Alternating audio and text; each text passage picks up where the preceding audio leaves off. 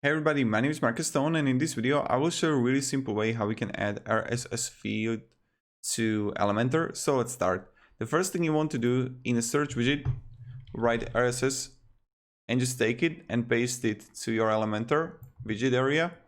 And when you got it, you're gonna select the enter RSS feed URL here. What you want to do is just write this: your site /feed/ and voila, here we got it.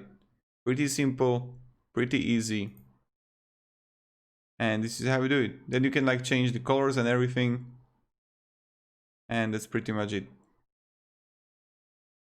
So yeah, if you have any questions, guys, ask me down below in the comments. I'm really happy to help you and provide you some feedback and guidance, and have a great day and goodbye.